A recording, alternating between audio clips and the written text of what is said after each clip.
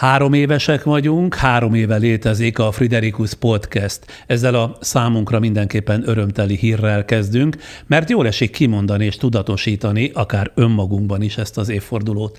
A 3 év mérlege a következő: közel 100 aktuális beszélgetés, külön kiadásként a 3 részes reptéri történetekkel 2022 karácsonya környékén, 286 archívanyag az egykori tévés tevékenységem munkadarabjai közül, amik ugyancsak felkerültek podcastünk YouTube oldalára, továbbá minisorozatok, például 46 ajánló vendégeinktől olyan könyvekről, amik nagyban hatottak felnőtt életükre, közvetítések a zeneteraszunkról, ahol kezdő vagy tehetségükhöz mérten talán kevésbé ismert zenészeket mutattunk be, a Zöld és Zöld rovatunk, melyben 20-nál is több ismert és kevésbé ismert ember példáján keresztül azt ábrázoltuk, hogy ki mit tesz a mindennapi életében, saját környezetében a globális felmelegedés ellen. A 3 évünk minőségileg fajsúlyos csomagja volt Geszti Péter tavaly tavaszi 10 részes életvezetési sorozata, és most ezekben a napokban, hetekben látható, hallható a generációkról szóló új sorozatunk Steigerwald Krisztián generációkutatóval. Körülbelül ez a 3 éves mérlegünk, de ami a számokat illeti, ez alatt a 36 hónap alatt 97.900.000 összmegtekintést mondhatunk a magunkénak, közel 100 milliót tehát. Ennek javarésze a YouTube-on keresztül követett, de sokan néznek bennünket a Facebookon, az Instagramon és a TikTokon is. Továbbá a Spotify-on és még 4 audio felületen összesen 7.930.000-en hallgattak bennünket 3 év alatt. A Spotify top listáján az összes magyar nyelven hallgatható podcast közül 3 éve kitartóan hol az első, hol a második helyen állunk, tehát ami a hallgatottsági versenyt illeti. Ugyanez a helyzet az Apple Podcast top listájával is, ott is hol mi vagyunk a leghallgatottabbak, hol a második leghallgatottabbak. És talán a legfontosabb elfogadottsági mutatónk az, hogy 2021. április legvége óta, tehát 3 év alatt a feliratkozók száma 487-488 ezerre bővült. Június körül meg lesz talán a 500 000. És ha már itt tartunk, ahogy mindig most is arra biztatom nézőinket, hogy a YouTube-on és a Facebookon is, aki most néz, és még nem tette, iratkozzon fel közösségünkhöz. A YouTube-on a képernyő alatt kissé balra található a feliratkozás gomb, erre kell egyet kattintani, a Facebookon pedig a fejléc alatt kissé jobbra találják a követem gombot, ott meg arra kell egyet kattintani. Erőt eszembe, néhány már korábban feliratkozott nézőnk szóvá tette, hogy nem minden esetben kap értesítést a YouTube-tól az újonnan megjelenő tartalmainkról. Nos, kikérdeztünk szakembereket, csináltunk teszteket, és arra jutottunk, hogy a YouTube minden esetben mindenkinek elküldi az értesítést, minden feliratkozottunknak, ez ott automatizmus, tehát mindenki kap értesítést. A baj inkább azzal lehet, hogy a felhasználónál a YouTube értesítések tiltva vannak az eszközön. Tehát azt kérjük, hogy ellenőrizzék, hogy engedélyezték-e, akárha telefonon, akárha tableten, akárha számítógépen néznek, követnek bennünket, hogy be van-e kapcsolva a YouTube értesítés gombja. És a születésnapi rövid megemlékezés zárásaképpen engedjék meg, hogy megköszönjem az önök bizalmát, megköszönjem a sok születésnapi jókívánságot, természetesen töretlenül folytatjuk podcast sorozatunkat, ígérem, hogy az újabb és újabb, valóra váltandó terveinkkel, ötleteinkkel folyamatosan fognak találkozni. Most pedig rövid előzetes következik mai beszélgetésünk témájából. Mikor már abba hagytam a céget, de még nem voltam tudós, a 2 között Új-Guineában dolgoztam, és ott egyszer csak olyan volt, mint hogyha egy kapcsolót így átkapcsolna valaki. És így megértettem azt, hogy mi ugyanaz a faj vagyunk, és nagyon-nagyon hasonlóak vagyunk egymáshoz. És ott olyanokkal találkoztam, meg így hát segítettem, meg dolgoztam, akikkel az én ilyen közép-európai létem a legalább 45 000 évvel ezelőtt ment szét. És persze nagyon sok kulturális különbség volt, de az emberség az ugyanaz volt. És ez így teljesen így tehát az, hogy amit én most csinálok, az abból a belelátásból jött. De az például csodálatos volt. Ez a Burning Man-es belelátás is egy nagyon fontos dolog volt, amikor egyszer csak ezt megértettem. A Nevadai Fesztivál. A Nevadai Művészeti Fesztiválon. Az, hogy az embereknek jó, hogy ők adnak. És ez is egy evolvált viselkedés. És akkor ezáltal teljesen megváltoztatták, hogy én hogyan gondolkozom az emberiségről. Teljesen. Mind a kettő. Mára az immár 8 milliárd embert elviselni és eltartani kénytelen föld, egyre több lakója, gyakran személyes tapasztalatok alapján is szembesülni kénytelen a ténnyel, hogy ez az egész fennmaradásunk és töretlen gyarapodásunk aligha folytatható az eddig megszokott módon. A kérdés legújabban az, hogy a bolygónk 8 milliárd lakójából létrejön-e, és főképpen mikor és miképpen az a kritikus tömeg, amely tevőlegesen is képes újra szervezni, átalakítani ezt a földi életet. Miközben sokszor még mindig azon is folyik a vita, egyáltalán indokolt-e bármiféle változtatás a természet, a társadalom és a közgondolkodás eddig bevett rendjén. Mindeközben számos hagyományos és új tudományák képviselői már azon törik a fejüket, mik lehetnének a szükségesnek és elengedhetetlennek mondott változások. Dávid Barrett Tamás, egyebek mellett az Oxfordi Egyetem Trinity College oktatója, a Brit Királyi Antropológiai Akadémia és a finnországi Helsinki Népességtudományi Kutatóintézet tagja, aki leggyakrabban evolúciós viselkedéskutatónak mondja magát, azokat a magunkkal hozott és tanult társadalmi reflexeket kutatja, amelyek hasznosítható építőelemei lehetnének a mai és holnapi társadalmi viszonyrendszereknek. Erről, és nyilván sok minden másról, ami az emberi természetet és viselkedést illeti, fogunk beszélgetni a következőkben Dávid Barrett Tamással.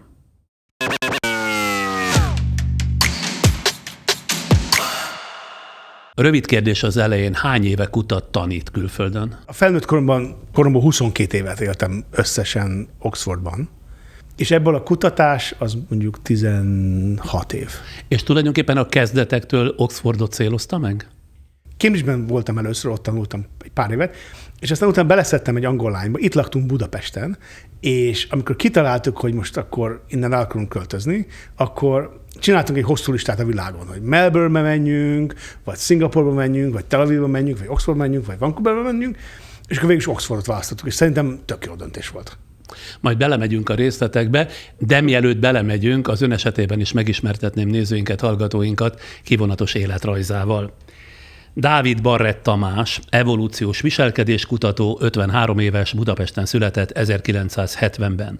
Anyja kozmetikus volt, apját nem ismerte, 2 éves korában eltűnt, egy öccse van, Turai Balázs fotós. 12 éves korában, 82-ben kapta meg első számítógépét, egy ZX Spectrum 48-at, ezen kezdett el programozni.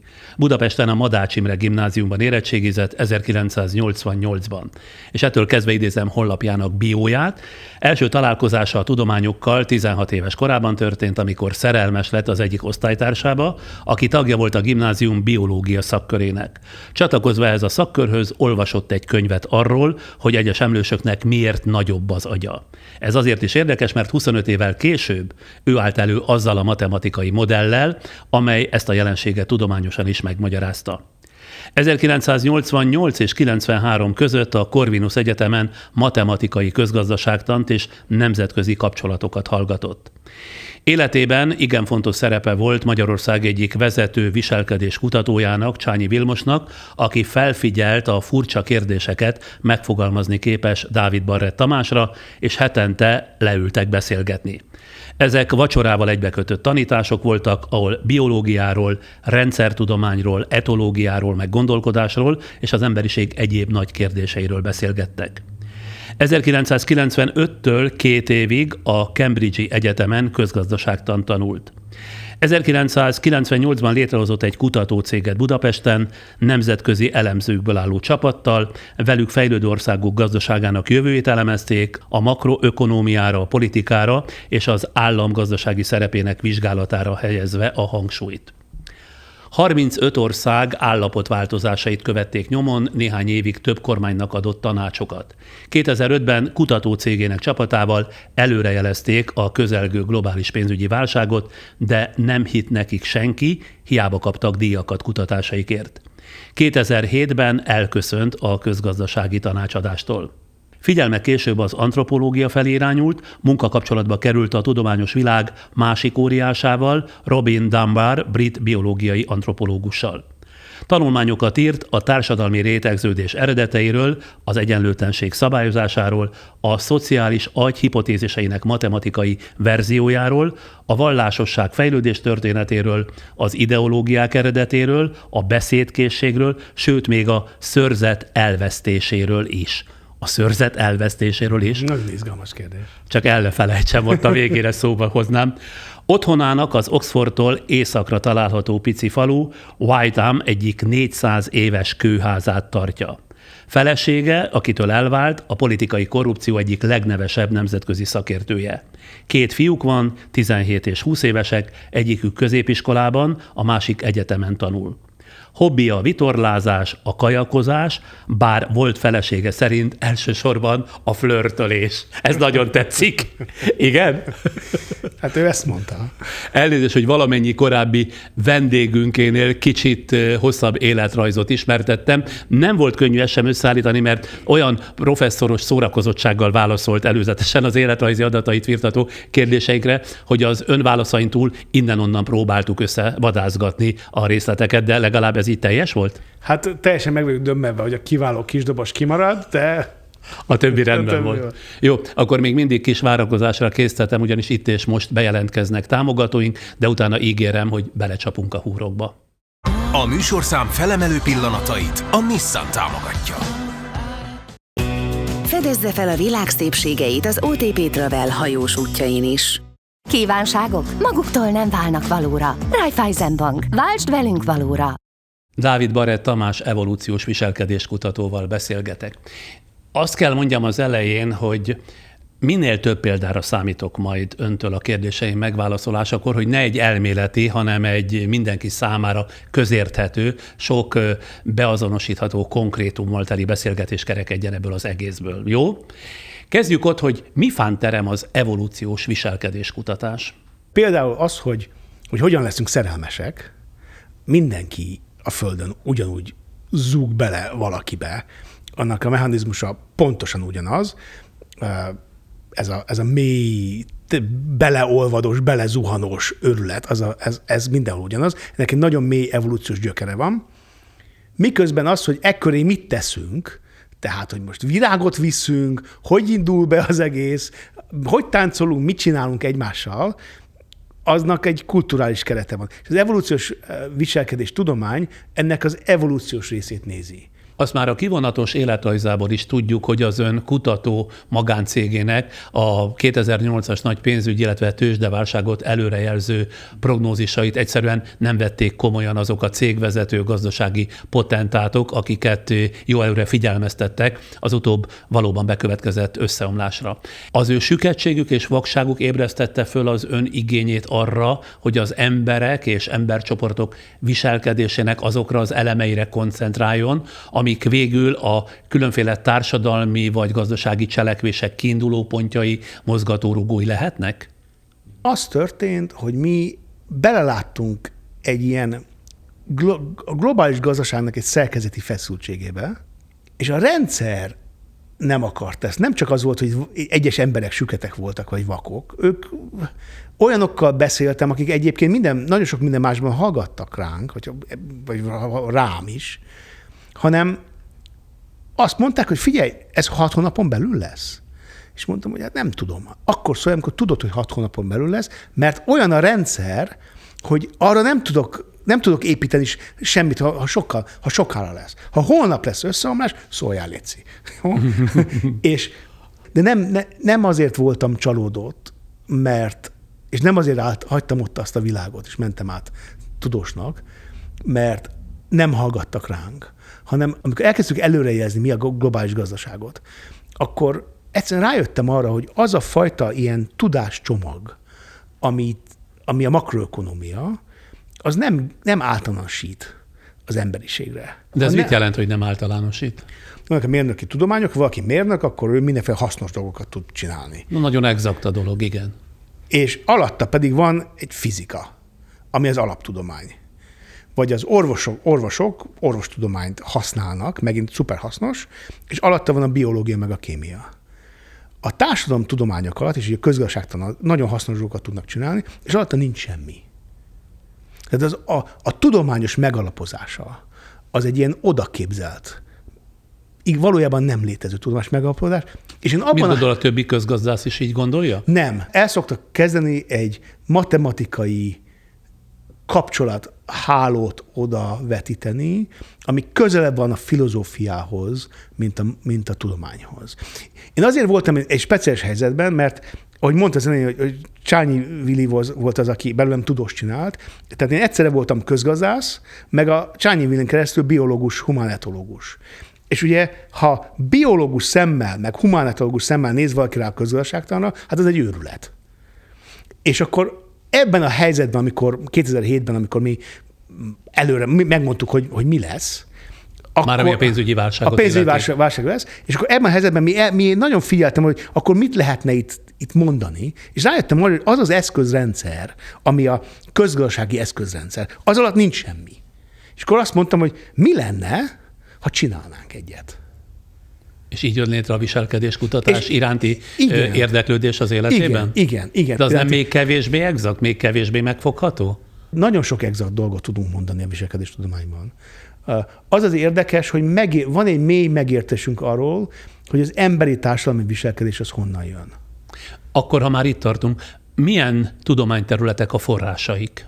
Aminek én az átfedésében vagyok, az mondjuk az evolúciós antropológia, és hát avval együtt igazából a humánetológia, biológia, közgazdaságtan, hálótudomány. És hát így vannak így kilövések, tehát tudom, hogy vannak, akik használják a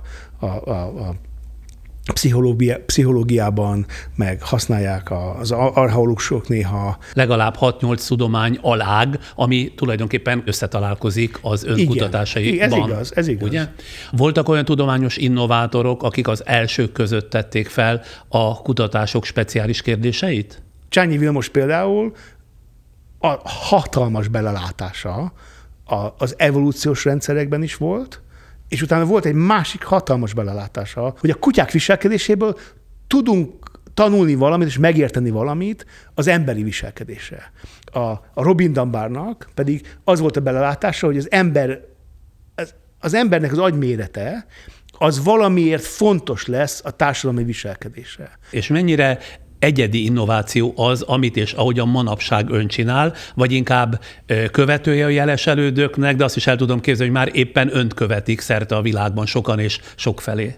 Nekem összeállt egy elméletem, és az elmélet az valahogy úgy állt össze, hogy ilyen nagyon sok mindent csinálok. Az elején mondta, hogy és úgy látszik, mintha ennek semmi köze nem lenne egymáshoz, és akkor ez egyszer csak ezeknek van köze, és egy elméletben van benne. És az én fejemben annak van értelme. Mi történik akkor egy társadalommal, amikor a hagyományos családalapú társadalomból egy ilyen modern, barátalapú társadalom leszünk? Mert úgy arra felé tart a tendencia, ugye? Mert arra felé tart nem csak a mi tendenciánk, meg az európai tendencia, hanem a világ tendenciája is.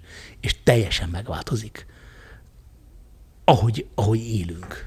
Ez egy kicsit arra mutat, hogy esik szét a szerkezet, esik szét a kohézió? Igen, pontosan.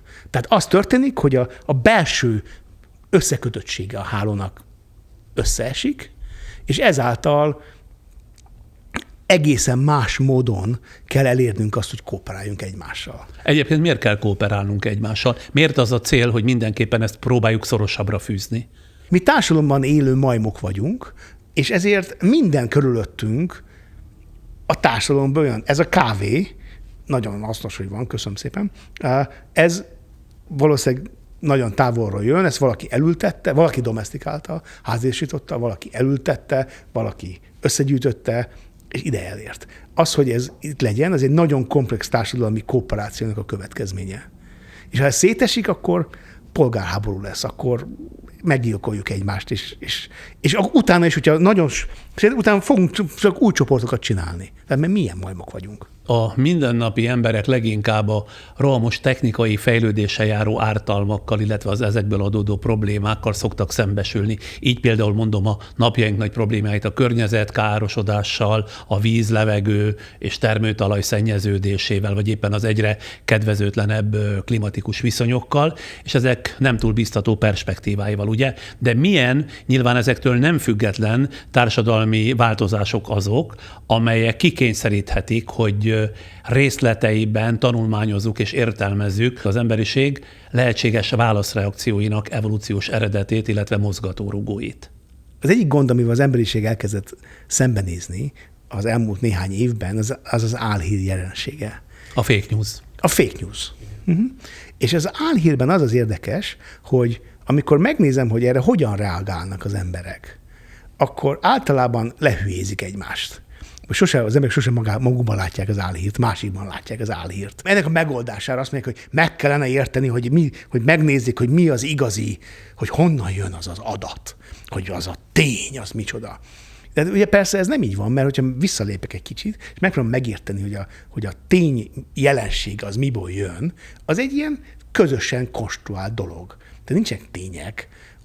A történeteink vannak, és a történeteinknek van valami a valóságban való horgonya.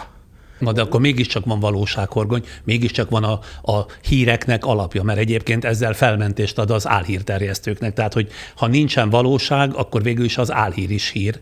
De nem azt mondom, hogy bármi igaz, hanem azt mondom, hogy semmi sem teljesen igaz. Minden egy kicsit nem igaz. Hogyha minden tény, minden valóságban való alapozást közösen teremtjük, akkor az olyan, mintha feloldanánk azt, aki egy igazi álhíreket terem, csak azért, hogy befolyásoljon másokat. Manapság, amikor divatja van ennek, tehát rengeteg a fake news, akkor azért mégiscsak egy éles választóvonallal érdemes különbséget tenni, hogy azért, ami nem fake news, az mégiscsak tényalapú. Például újságírás. Ön meg azt mondja, hogy ha jól megkapargatjuk, akkor minden tény mögött is valami olyan alsóbb réteg derül ki, ami megkérdőjelezi magukat a tényeket is. Ezt jól így értem? kellett volna mondanom.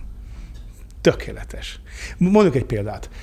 Most nemrég engem nagyon zavart, hogy a mostani gázai helyzetben mennyire eltérnek a különböző történetmeséléseknek a valóság horgonyozásai. Tehát magyarul, hogyha megkérdezem azt, hogy egyik oldalon van, és megkérdezem azt, hogy mondjuk van-e Gázában éhezés, akkor az egyik oldal azt mondja, hogy semmi éhezés nincsen, és rámutatnak Instagram meg TikTok videókra, a másik pedig megkérdezem, hogy van-e éhezés, azt mondják, hogy mindenki éhezik, és sokan az éhhalál szélén vannak, és rámutatnak Instagram és TikTok videókra. Nyilván, mert attól függ, hogy ki meséli a történetet. Pontosan. Egy gázai, vagy egy nem gázai, aki nem éli át. Igen, pontosan. És azon gondolkoztam, hogy hogyan lehetne ezt megoldani. Lehet-e valamiféle hasznosnak látszó viselkedés tudományi beavatkozást csinálni? Az volt a beavatkozásom, hogy hogyan tudjuk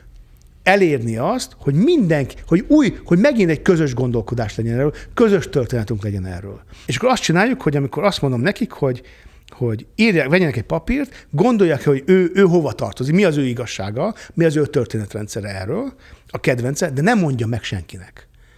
És írja le 3 pontban, hogy ez miért nem jó.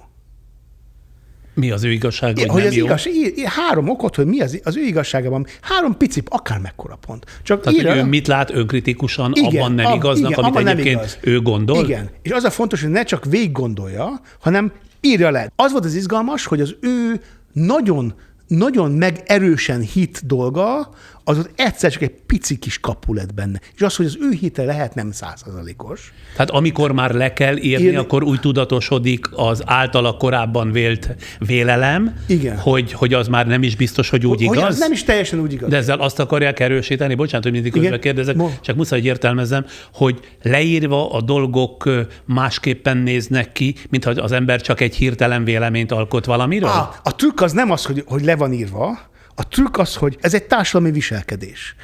Olyan, sokkal több, mint ha gondolnánk. De azt mondtam neki, hogy mindenki gondolja végig, hogy mi az a 3 dolog, akkor mindenki, jó van. De le kellett írni. Ott van a papíron, ott maradt a papíron, ott előtte.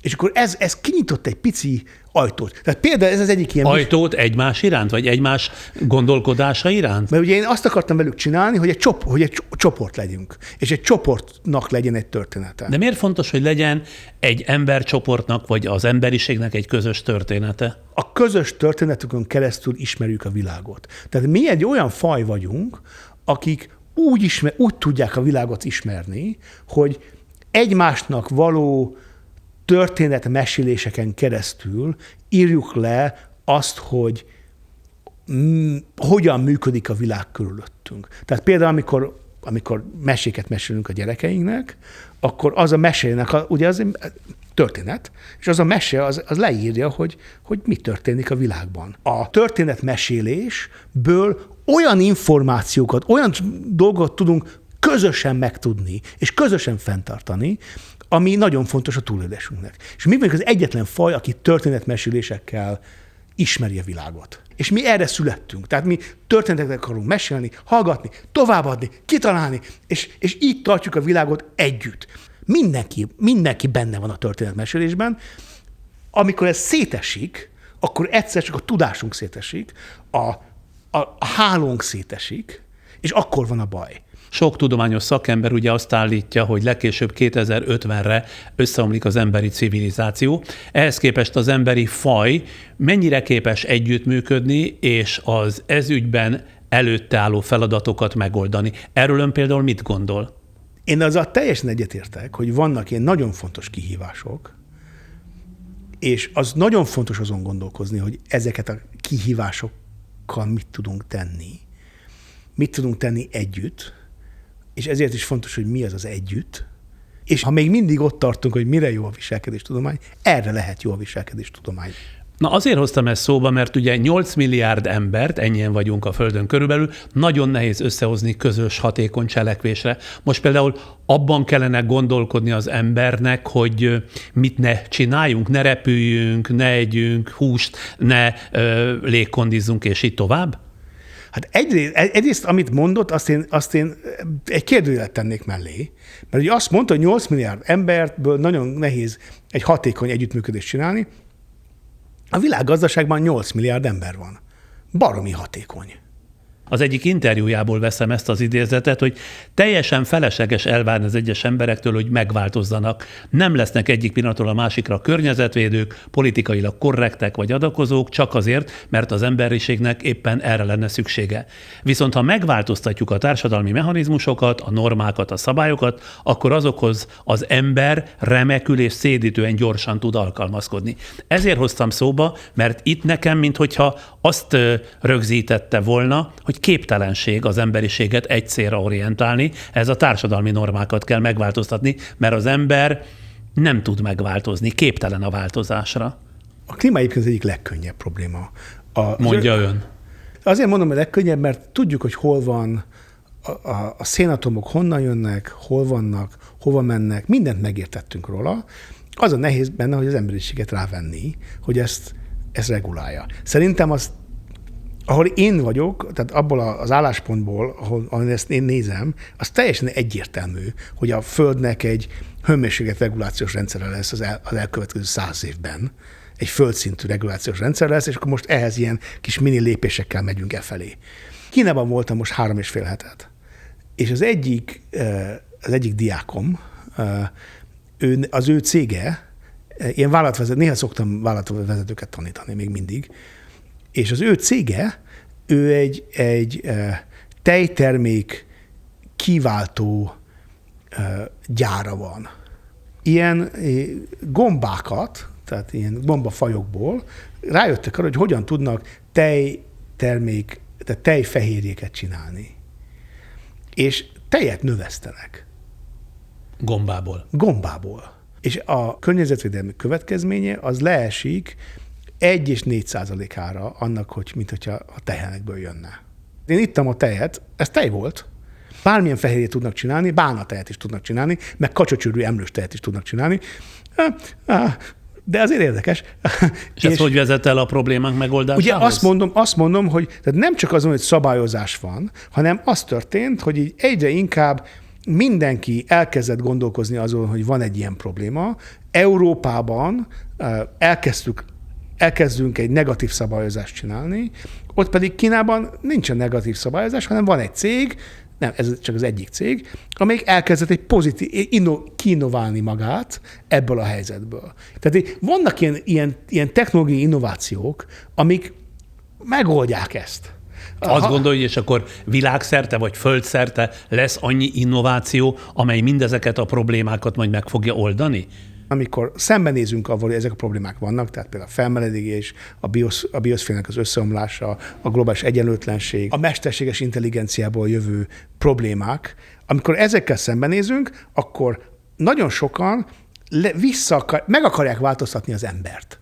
Azt akarják mondani, hogy hagyjuk hátra az a mi evolúciós eredetünket, és csináljunk új embereket. És ezek az új emberek már jó emberek lesznek, akik már úgy fognak viselkedni, hogy viselkedni kell. Tehát nem fognak húst tenni, nem fognak tejet inni, nem fognak repülőzni, mit tudom. És ehelyett azt mondom, hogy ez teljesen esélytelen, mert az embert nem lehet így megváltoztatni. Felismerjük a problémát, beszélünk róla, ugye közös tudás lesz belőle, és akkor elkezdjük a változást csinálni. Megnézem azt, hogy mi történt az elmúlt mondjuk 30 évben a klímaváltozással kapcsolatban. Akkor ez egy teljesen egyértelmű, hogy egy ilyen pici tudományos felismerésből lett egy ilyen általános felismerés, és akkor ebből jönnek a különböző kormányoknak az ilyen gazdaságpolitikai ösztönzői, azok egyre erősebbek, de ha azt kérdezi, hogy kell-e valami fajta ilyen globális rendszer, amelyik ezt valahogy eléri, akkor persze szerintem ebben az irányba megyünk, azt még nem teljesen látom, hogy hogyan fogunk odaérni. És ez nem kell az, hogy megváltoztassuk az embert. Tehát ugyanaz a majom, tehát ugyanazok vagyunk, nem kell jobb embernek lenni, nem kell arra várni, hogy most mindenki jobb ember legyen, hanem lehetünk azok, akik vagyunk, csak körülöttünk a szabályok megváltoznak, és akkor egyszer, ha az jók a szabályok, és jó irányba megy, akkor ez meg fogja oldani. Mik azok az alapvető mennyiségi és minőségi változások, amelyek mára jellegzetesen megváltoztak az emberi társadalom szerveződésének kezdetéhez, de akár a 100-200 évvel ezelőtt élt embercsoportok életéhez képest is, és amikhez tanácsos lenne alkalmazkodni? Az egyik nagyon nagy változás, ami az elmúlt 200 évben felgyorsult, hogy mekkora társadalomban élünk. Shanghai az, nem tudom, 24 millióan laknak benne, még 16 millióan az agglomerációban, de ha megnézem Suzhou, ami mellette van, ahol 11 millióan élnek, és azt hiszem még 7 millióan az agglomerációban, össze vannak nőve. Tehát igazából a kettő már nem különböző város, és elkezdtem nézni, hogy meddig lehet ezeket összeadni, hogy ez igazából egy város. És akkor ilyen 450-500 millió ember. Ez egy minőségileg más kérdés, hogy hogyan működik egy ilyen, nem is tudom, hogy a város az még mindig jó szó-e. Tehát az egyik az a csoportméret.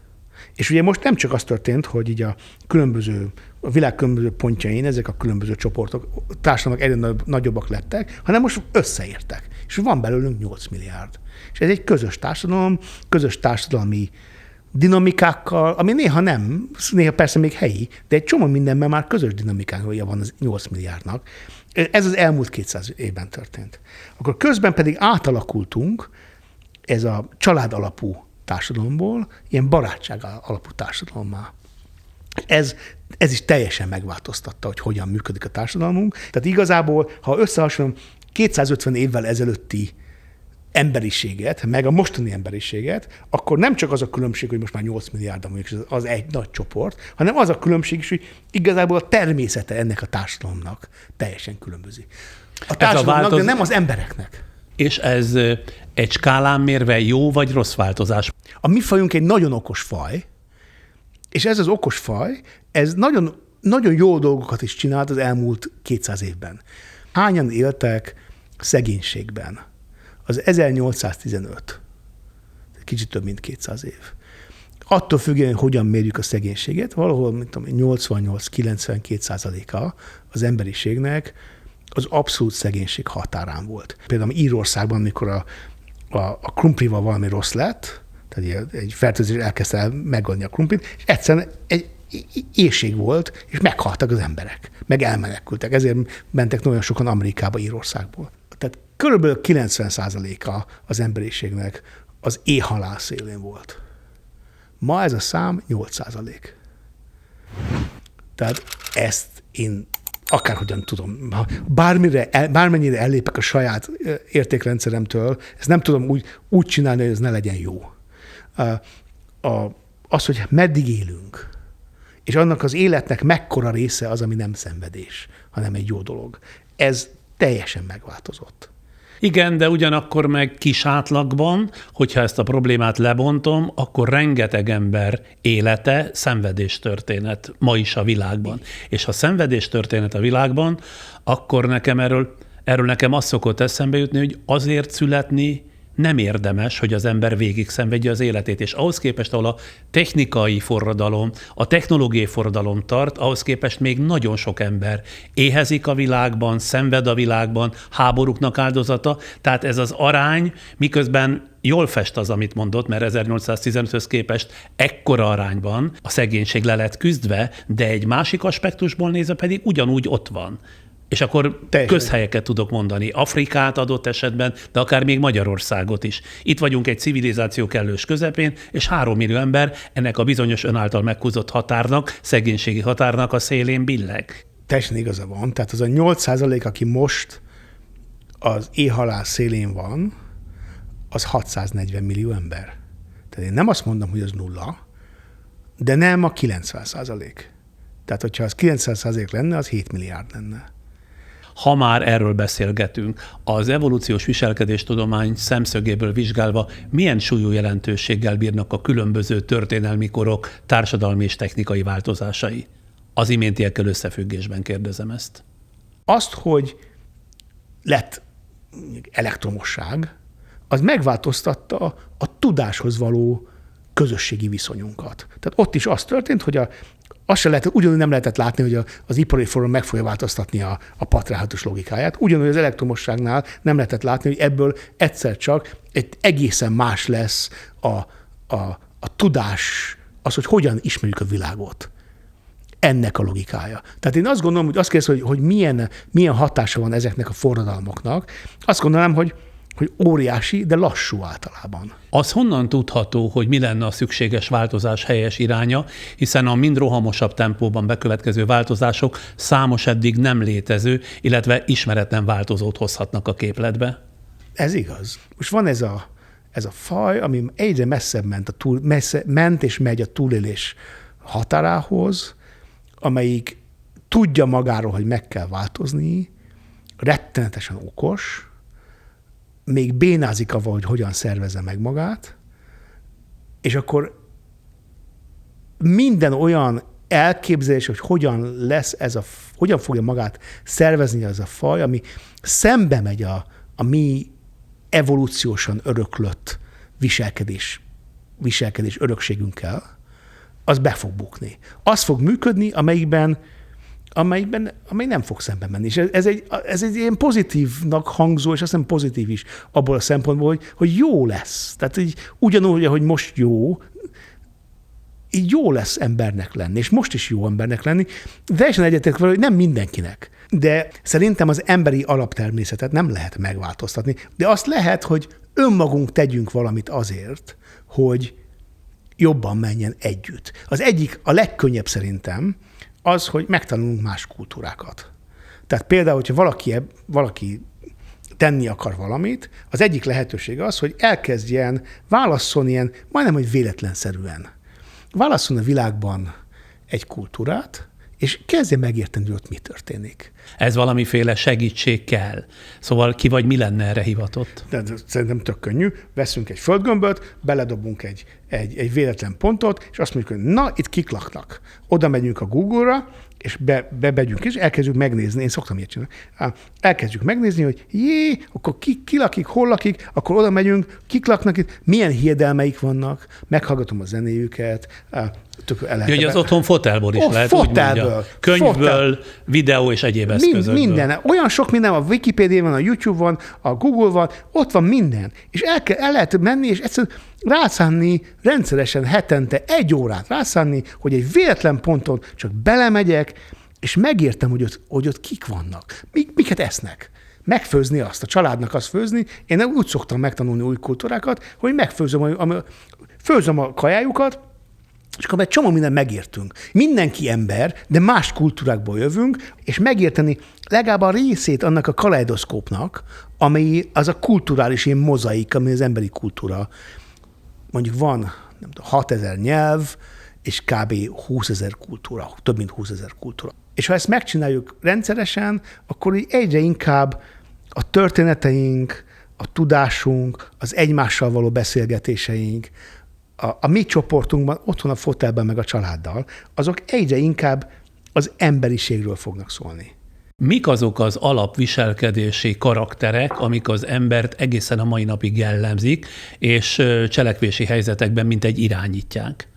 2 nagy kötődési rendszer van, ez az anya-gyerek, közös evés, szerelem, orgazmus, egymás etetése és közösségi megosztás, ezek ilyen megosztó viselkedések, ez az egyik, ami köti az embereket egymáshoz. A másik pedig a beta-endorfin alapú kötődés, ez az egymás simogatása, megölelése, a közös tánc, a zene, ez a 2 rendszer van. Szeretjük az ételeinket megosztani másokkal, szeretjük a közös akciót, szeretünk szeretetben lenni,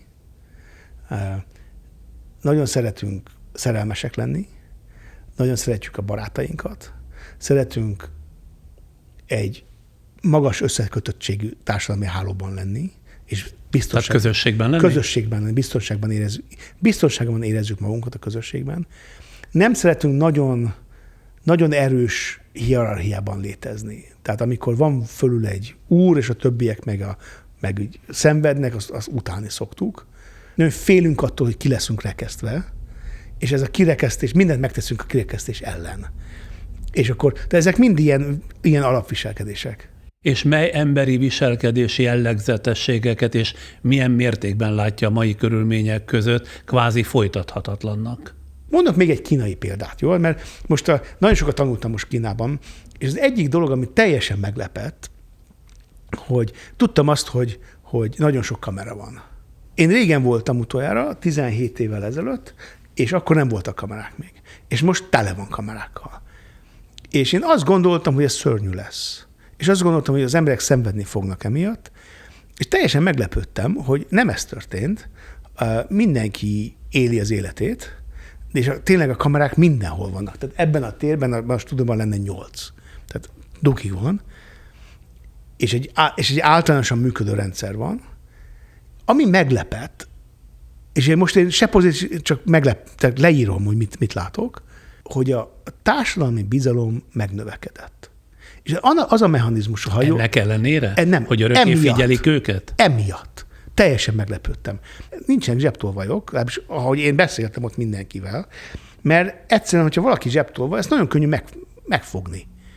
És ezáltal az történt, hogy ezek a kis bűnözések, ezek eltűntek, és megnövekedett az általános társadalmi bizalom. És az állam így a földön volt, hogy Nem csak ez ennek az egyik aspektusa, és a másik aspektusa pedig az, hogy megfigyelnek, folyamatosan rajtam tartják a szemüket különböző állami szervek, és lehet, hogy azt a részét pedig nem ismeri föl az ember az utcán vagy a szűk csoportokban? De simán lehet, bár ezen gondolkoztam sokat, hogy ezt a hibát vétem, és én most azt gondolom erről, hogy én is hozzászoktam 3,5 hét alatt, és mindenki hozzászokott. Tehát, hogy az a fajta félelem, meg ez a feszültség, amit ez az 1984-es világról gondoltam, hogy itt az lesz.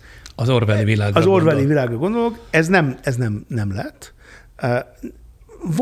Voltak akik mondták, hogy nekik mennyire utálják, ők mind művészek voltak, de nem egy általános képet mondok, egy benyomást mondok, egy anekdotát mondok, hogy mi volt a benyomás, de az teljesen világos volt, hogy a általános társadalmi bizalom felment. Mondok egy példát. Én ott tanítani voltam egy darabig, aztán körülnéztem, és az egyik tanítás után a szállodában az a Shanghai-nak a kellő, a Shanghai Váci utcájában volt. És akkor a szállodától átellenben volt egy söröző, és akkor bementem, és ittam egy sört, telefonoztam, és akkor mondtam a pincérnek, hogy figyelj, most fölmegyek a könyvem, és szeretnék olvasni egy kicsit, arra kérlek, hogy ne engedd, hogy valaki elvegye az asztalomat, és hozzám még egy kis sört. És mondta, hogy jó. És fölmentem, de úgy átellenbe. És akkor visszajöttem, és leültem, és akkor jutott eszembe, hogy nekem nem jutott eszembe, hogy fizetni kéne, és neki nem jutott eszébe, hogy elkérje tőlem az első sör árát. Teljesen megdöbbentő volt. Hát vagy ott a kamera, és bízni lehet abban, hogy hova mented, és nyomon tudják követni. Ha végig gondolom, tehát ugye azt történik, hogy ha végig gondolom, akkor ez az oka, de nem gondolja végig, hanem hozzászokott, hogy nincsenek, tehát hogy már nem vágják át. Nagyon érdekes volt. Szóba hoznám még, mert eddig nem nagyon volt róla szó, a viselkedés befolyásolást, mert ez is egy fontos területe az ön szakágának, az ön tudományának. Például egyes politikusok, illetve politikai érdekcsoportok a legkülönbözőbb kommunikációs és befolyásolási trükköket, karaktergyilkolászásokat és így tovább tekintve, mintha már a mindennapi gyakorlat szintjén élnének a viselkedés befolyásolásának egy némely módszerével. Tapasztalt-e ön is ilyet, és ha igen, mondana erre esetleg kirívó példákat is? Van egy haverom, aki egy nagyon okos matematikus viselkedéstudós, evolúciós viselkedéstudós, Athena Aktipisnak hívják, akinek van egy zombi konferenciája. Az mit jelent? Azt csinálja, hogy minden évben összehoz egy konferenciát azokról a tudósokról, akik azon gondolkoznak, hogy pontosan a viselkedés befolyásolásról gondolkoznak. Nem csak a mi fajunkban, hanem más fajoknál is. Hogy amikor valaki átveszi valaki másnak a viselkedését, vagy teljes kontroll alá veszi, vagy manipulálja. És az izgalmas, ezért mondja zombinak, mert igazából zombit csinál valaki másból. Éppen a Kubinyi Enikőnek azt hiszem a kutatása az, hogyha van egy új kutya a családban, a kutya bemegy az anya és a gyerek közé, és az anya kevesebbet nyúl hozzá a gyerekéhez, mint hogy nem, a kutya ott van középen. Ez egy viselkedés.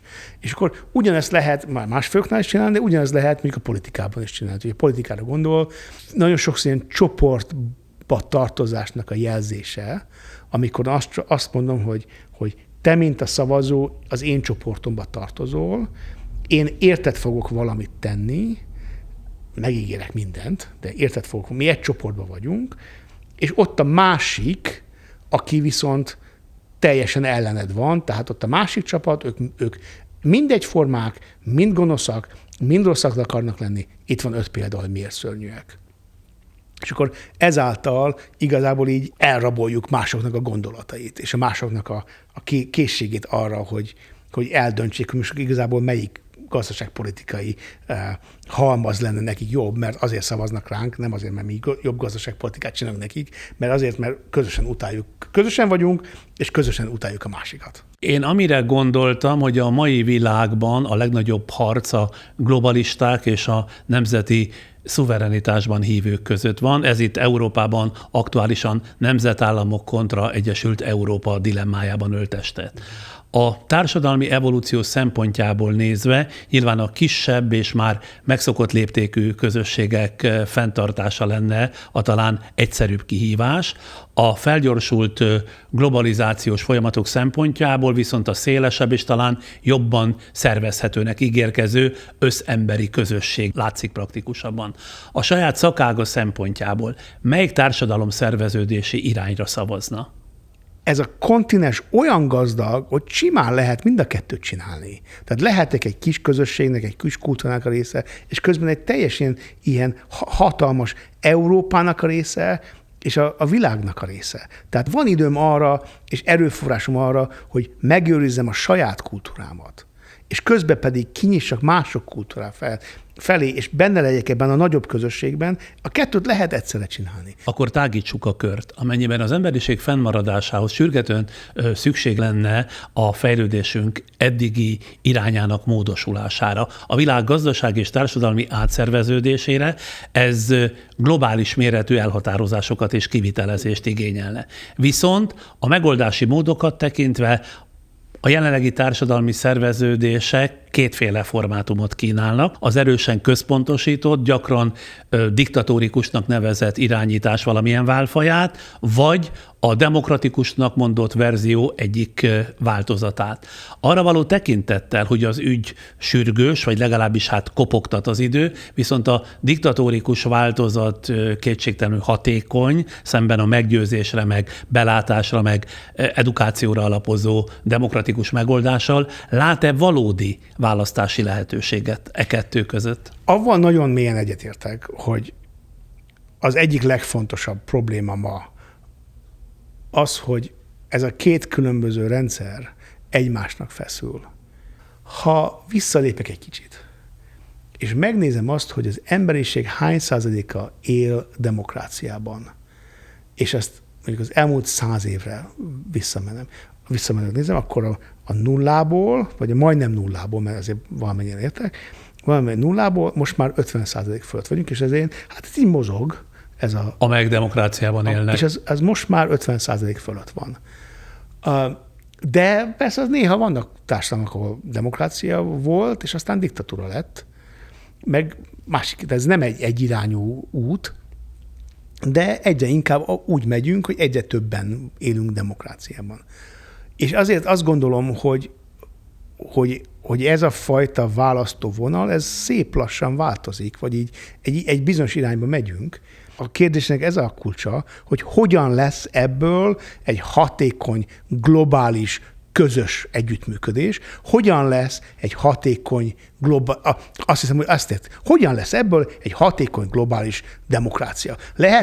Mert az a sokkal lassúbb, sokkal több a macera. Igen. Most Münchenbe megyek innen, és egy barátommal, kollégával azon gondolkozunk, hogy tudunk-e csinálni egy igazi globális egyetemet. Hogy minden 10 millió emberből kiválasztunk egyet. És akkor összeteszünk 800 gyereket. És akkor őket mondjuk 2 év, most ezen gondolkozunk, hogy tudunk egy ilyet csinálni, akkor őket akkor 2 évig megtanítjuk a közös matekot, zenét, kultúrát, történelmet, kaját, mit tudom én. Tehát csinálunk belőle globális gondolkodót, és akkor utána megtanítjuk őket arra, amit akarnak tanulni. És akkor utána a következő évben megint 800, megint 800, megint 800. De mi ezzel a cél? Most nem látom azt, hogy nem látjuk azt, hogy hogyan lehet egy ilyen globális demokráciához megérkezni, és az egyik nehézség az egymásnak az ismeret, nem is a megértése, az ismerete, hogy legyen, és látjuk azt például az Európai Unióban, hogy az a fajta egy kicsit másképp működött, de hogy az Erasmus program, az mennyire nagyon fontos volt az Európai Unióban, ez egy kicsit sokkal nagyobb ennél, meg nehezebb ezt csinálni, azt megnézni, hogy ilyet lehet csinálni. Ugye el kell jutni, hogy legyen valami közös demokrácia, de ahhoz való lépések, most még nem vagyunk ott, és az első lépés szerintem az, ezt elérni. A másik elképzelés pedig egy olasz művész sráccal gondolkozunk erről, hogy lehetne valami módon létrehozni valami fajta ilyen globális felsőházat. Tehát hogyan lehetne valahogy úgy összerakni egy ilyen globálisan reprezentatív, közösen gondolkodó egységet, aminek nincsen saját hatalma, de arról, hogy ő kommentáljon, kicsit úgy, ahogy a felsőház Angliában, hogy ő kommentáljon arról, ami a világban történik, arra egy új szabályozás, és megint csak azon gondolkozunk, hogy nem országonként, hanem ilyen társadalmi populáció egységenként. De van ilyen azért. Ilyen közösségek léteznek. Hát számos nemzetközi szervezet hoz létre ilyen kulturális klubokat, stb. Nemzetközi szinten, nem? Igen, van egy pár ilyen, de olyat még nem láttam, ami nem országokon alapulna. Tehát Kína egyet küld, és Észtország egyet küld. Nagyon sok pénz kell mind a kettőhöz, és az nem világos, hogy hogy van olyan, aki erre úgy ad zsetont, hogy nem kér közben semmit se érte. Na jó, akkor itt most tartunk, nem több mint pár másodperces szünetet, addig bejelentkeznek támogatóink, aztán már folytatjuk is a beszélgetést. Fedezze fel a világ szépségeit földközi és karib-tengeri, valamint izlandi és norvégiai hajós útjainkon is. OTP Travel, mert biztosan utazik. Váltsd a családi álmokat, a saját utadat és a szenvedélyedet valóra. Raiffeisen Bank. Váltsd velünk valóra!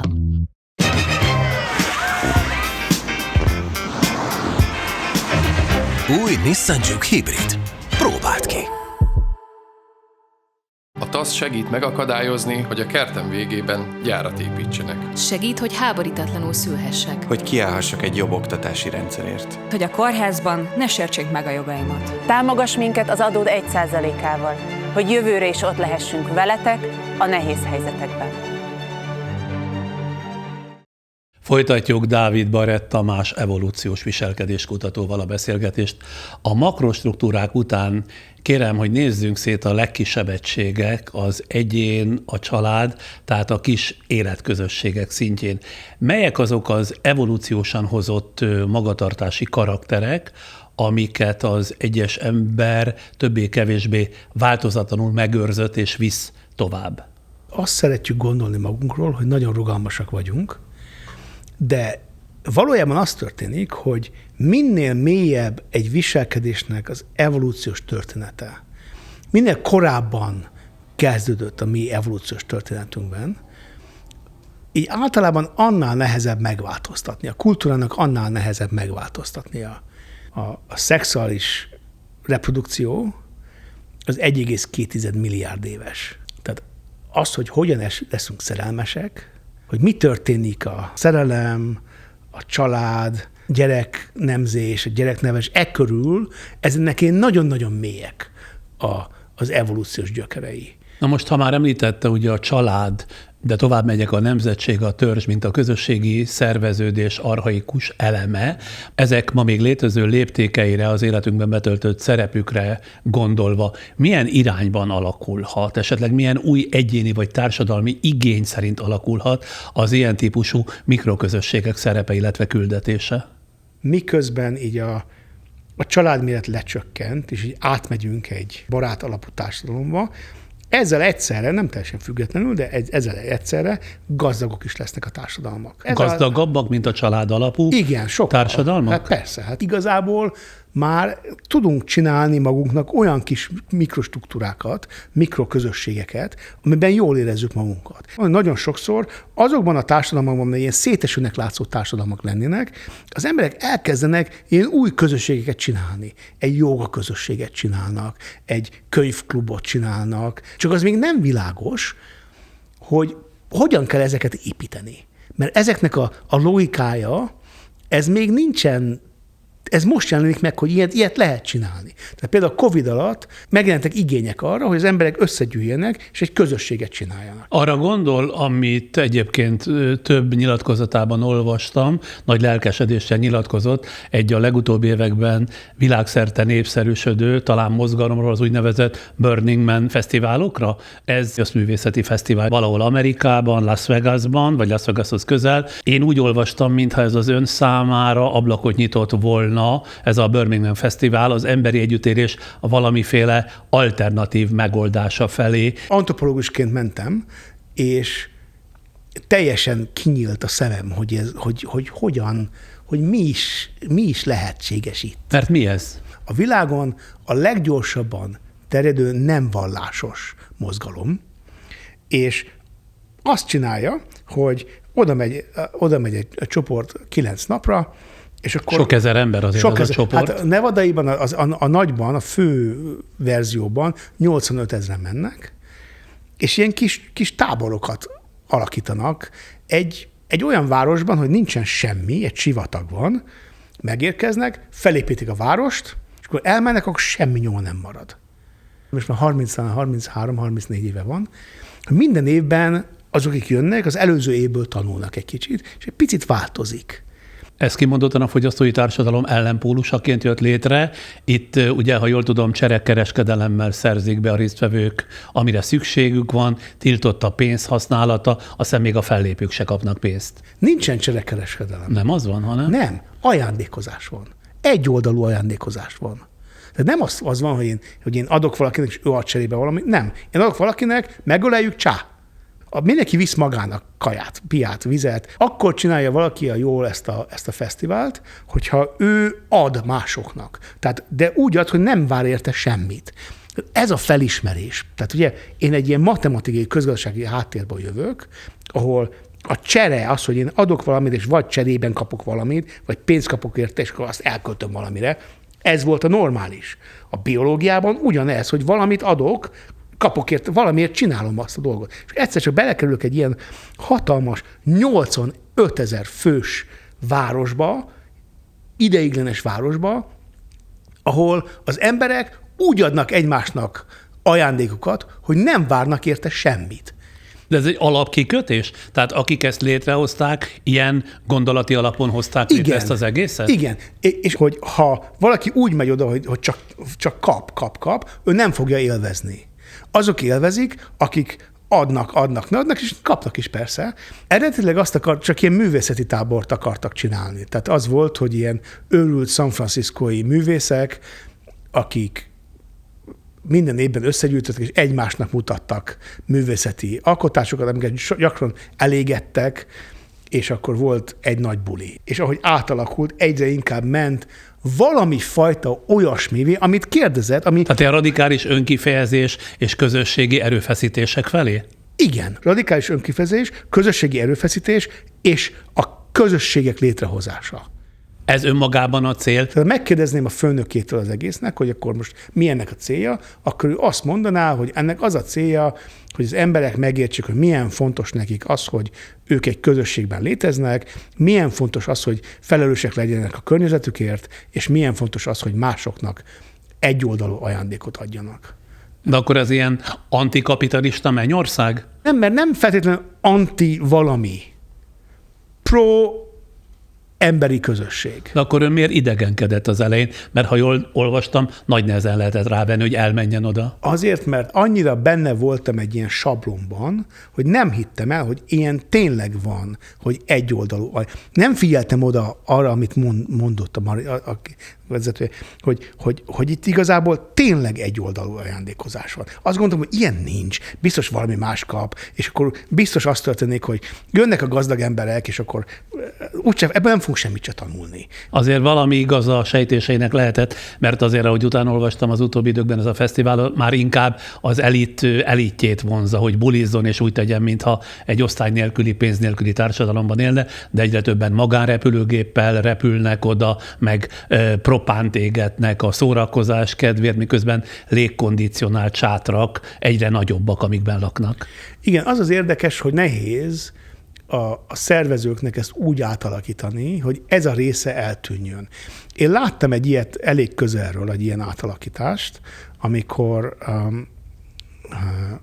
az egyik ilyen nagyon sokat fizetős táborban, ahol egyszerűen megjelentek a serpák.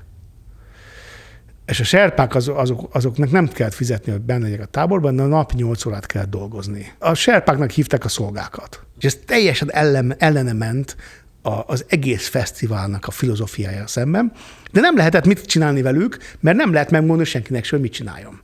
És az volt erre nem tudom, egy megoldás. Az történt, hogy az egyik éjszaka, amikor éppen mindenki bulizott abból a táborból, akkor nem tudni kicsoda, néhányan odamentek, és ilyen használt vizet öntöttek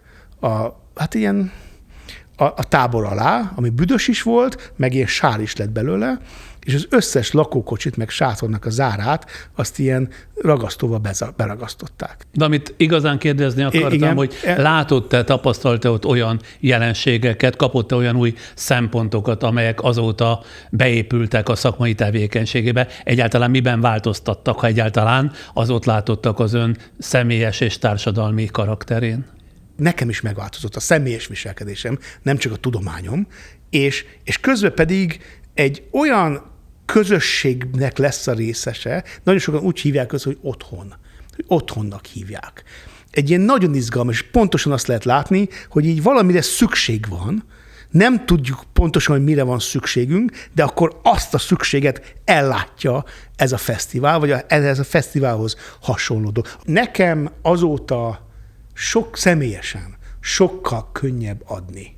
Azt, hogy én valamit azért csináljuk, hogy ne kelljen azon gondolkoznom, hogy mit kapok érte, az sokkal könnyebb azóta, és megtanultam azt, hogy ez milyen, hogy hogyan lehet ebből gyönyört. Tehát, hogy valamit kapok, gyönyör érzésem lesz, meg jó érzésem lesz tőle, de hogy ezt ilyet lehet,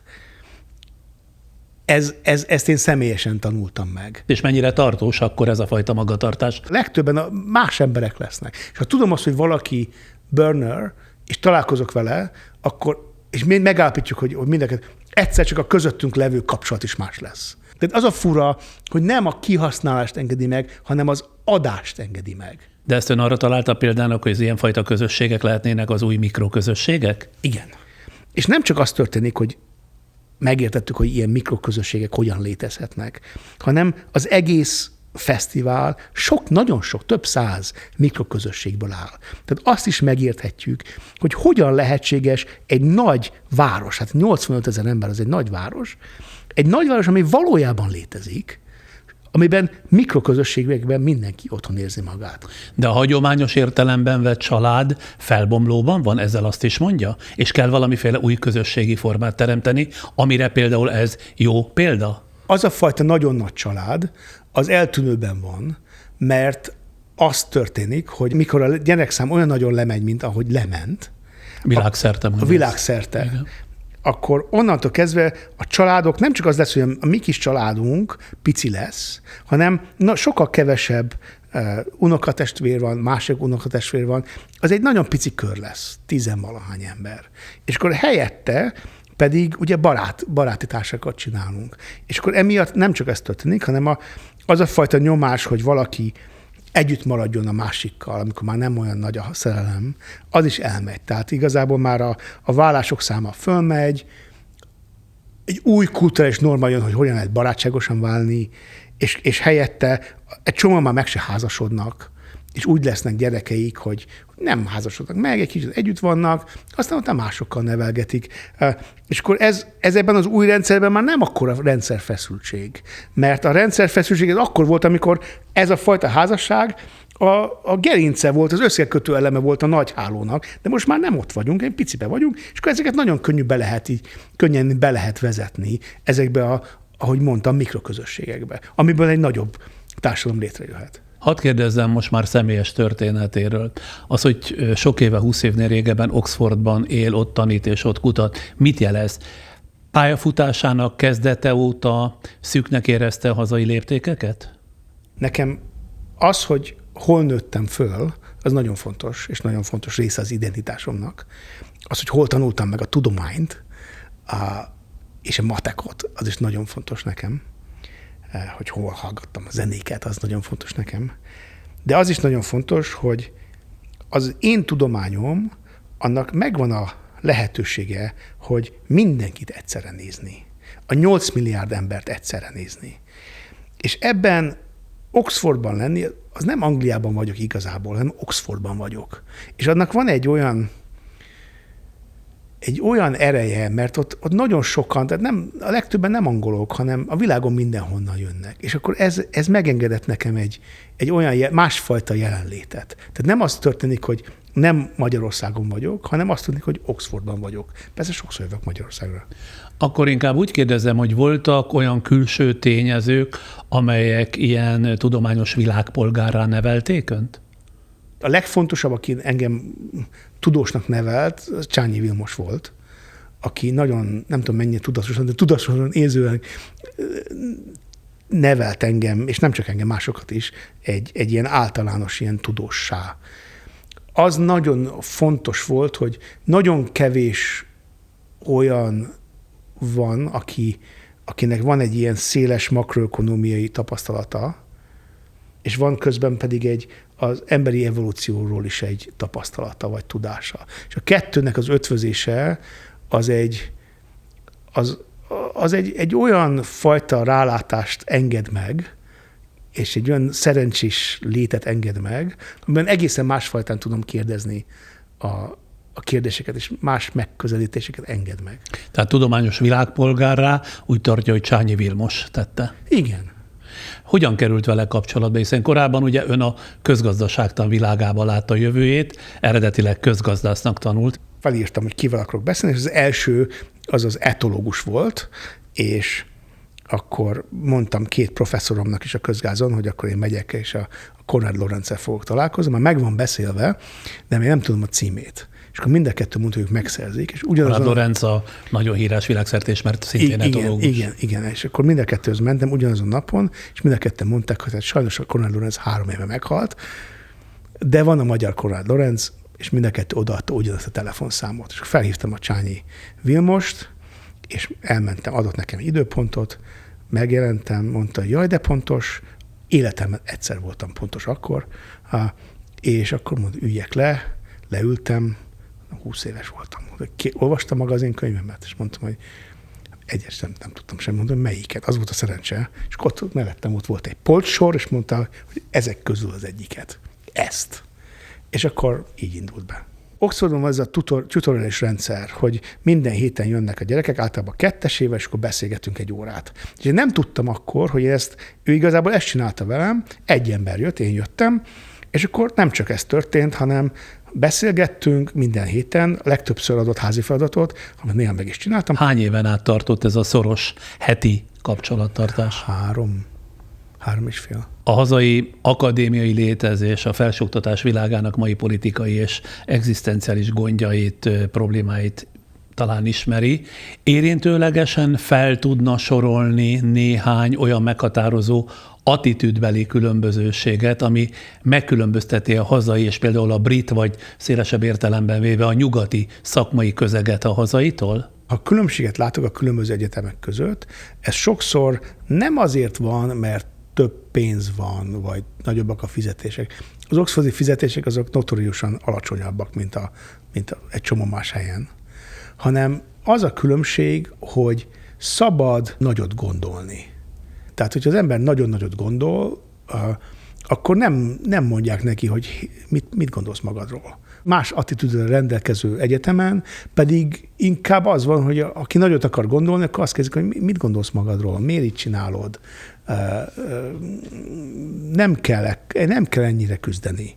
Nem akarom elbulvárosítani a beszélgetést, igen. De ha már az életrajzában szerepelt, hogy tanulmányozta a szőrzet elvesztését, kiknél milyen szempontból és milyen eredménnyel? Mi volt ebben egyáltalán a kihívás, hogy tanulmányozza egy viselkedés kutató a szőrzet elvesztését? Én nem gondoltam, hogy ez érdekes lesz, amikor Robin Dunbarral egyszer ültünk egymás mellett, és odafordult hozzám, és mondta, hogy ezek a hülyék kihoztak valami cikket, és Tamás, neked egy 2 nap lesz erre kiszámolni, hogy miért hülyék. És hát nem 2 nap volt, ráment egy 4-5 hónapom, és akkor megértettem, hogy milyen érdekes, hogy az emberi test hőháztartása az nagyon más, attól, hogy szőrös vagy nem szőrös, de hogy akkor is más, amikor 2 lábon járunk, vagy nem. És akkor ebből egy nagyon fontos megértés lett. Abból, hogy honnan jön a tűzhasználat, honnan jön a főzés, mint viselkedés, és honnan jön a technológiára való érzékenységünk. És ez mind a szőrzet elvesztése kapcsán? Ez teljesen váratlan dolgokat kezdtem el, azt hiszem, hogy megérteni. Rájöttem arra, hogy itt el tudunk mondani egy olyan történetet, hogy abból a 2,6 millió évvel ezelőtt létező Australopithecusból, ami egy ilyen csimpánz bonobóféle ősünk volt, hogy hogyan jelent meg a homo. Tehát ilyen tehát a mi vonalunk, az embervonal, az így hogyan jelent meg. Ki finanszírozza ezeket a kutatásokat, vagy hogyan szerez ehhez pénzügyi támogatókat? Az egyetem finanszíroz, és az európai programokra lehet jelentkezni. Nekem még az is szerencsém, miután nem egyetemi voltam nagyon sokáig, 11 évig egy céget vittem, hogy én néha tanácsokat is adok, meg üzleti embereknek tanítok, abból sokat fizetnek, és abból is tudom finanszírozni. A honlapján olvastam az alábbi mondatot. Kedvemre való, ha megváltoztathatom a gondolkodásmódomat, ez az egyik legnagyobb intellektuális élvezet. A probléma csak az, hogy ezt baromi nehéz megvalósítani. Milyen fajsú kérdésekben tudta vagy volt képes legyőzni magát és megváltoztatni a gondolkodását? Mikor már abba hagytam a céget, de még nem voltam tudós, a kettő között Új-Guineában dolgoztam, és ott egyszer csak olyan volt, mintha egy kapcsolót így átkapcsolna valaki. És így megértettem azt, hogy mi ugyanaz a faj vagyunk, és nagyon-nagyon hasonlóak vagyunk egymáshoz. És ott olyanokkal találkoztam, meg így segítettem, meg dolgoztam, akikkel az én ilyen közép-európai létem a legalább 45 000 évvel ezelőtt ment szét. És persze nagyon sok kulturális különbség volt, de az emberség az ugyanaz volt. És ez így teljesen így tehát azt, hogy amit én most csinálok, az abból a belelátásból jött. De az például csodálatos volt. Ez a Burning Man-es belelátás is egy nagyon fontos dolog volt, amikor egyszer csak ezt megértettem. A Nevadai Fesztivál? A Nevadai Művészeti Fesztiválon. Az, hogy az embereknek jó, hogy ők adnak. És ez is egy evolvált viselkedés. És akkor ezáltal teljesen megváltoztatták, hogy én hogyan gondolkozom az emberiségről. Teljesen. Mind a kettő. Hát, köszönöm szépen, eddig tartott a mai szeánsz, szerteágazó kalandozás volt ez, remélem nézőink, hallgatóink számára is közérthetően fogalmaztunk, mert nagyon érdekes részletekre derült fény velünk emberekkel kapcsolatosan. Köszönöm szépen a válaszait, és hogy ránk szánta az idejét. Nagyon szépen köszönöm a meghívást. Aki pedig úgy ítéli meg, hogy sokat tanult ebből a mai beszélgetésből, kérjük, támogassa műsorkészítésünket, amit, ha a YouTube-on néznek bennünket, megtehetnek a képernyő alatt kissé jobbra található köszönetgomb megnyomásával, illetve a patreon.com-on is lehet támogatni bennünket, ott is a Friderikus Podcast oldalra kell találniuk. Van egy harmadik lehetőség is, amit a képernyő alatt a tartalom leírását követő részben olvashatnak részletesen. Támogatásukat köszönjük szépen. Kis türelmüket kérem, de csak néhány másodperc erejéig, aztán még visszajövök. Váltsd a zöld megoldásokat valóra. Raiffeisen Bank. Váltsd velünk valóra. A műsor támogatója, a Nissan magyarországi forgalmazója, a Grand Automotive Central Europe Kft. Fedezze fel a világ szépségeit az OTP Travel hajós útjain is.